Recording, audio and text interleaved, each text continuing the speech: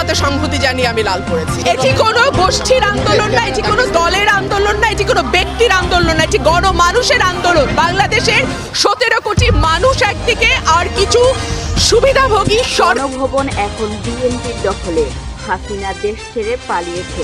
আজ 5ই আগস্ট বিএনপির নেতাকর্মীরা তাদের রাজনৈতিক দলকে সাধারণ শিক্ষার্থীদের অভিভাবক হিসেবে মাঠে নেমেছে। তারা বলে এই আন্দোলন কোনো ব্যক্তি, গোষ্ঠী বা দলের নয়, এই আন্দোলন সমগ্র বাঙালি জাতীয়তাবাদীদের। শিক্ষার্থীদের বুকে তাজা রক্ত যেন বৃথা না যায়, তাই রুমিন ফারহানা শিক্ষার্থীদের নিয়ে গণভবনের দিকে এগিয়ে যায়। শিক্ষার্থীদের এক দফা এক দাবি, স্বৈরাচারী সরকারের পদত্যাগ। এদিকে কোটা সংস্কার আন্দোলন ঘিরে সংঘাত সংঘর্ষে 32 শিশু মারা যাওয়ার কোনো তথ্য এখন পর্যন্ত সরকারের হাতে নেই। আজ তথ্য ও সম্প্রচার মন্ত্রণালয় এক বিজ্ঞপ্তিতে এ তথ্য জানিয়েছেন। গতকাল জাতিসংঘের শিশু বিষয়ক সংস্থা ইউনিসেফের এশিয়া অঞ্চলের পরিচালক সঞ্জক উইজেসেকেরা এক বিবৃতিতে বাংলাদেশের সাম্প্রতিক সংঘাত সংঘর্ষে 32 শিশু মারা গেছে বলে বলা হয়েছে। বিবৃতিটি বাংলাদেশে বিভিন্ন গণমাধ্যমে প্রকাশিত হয়।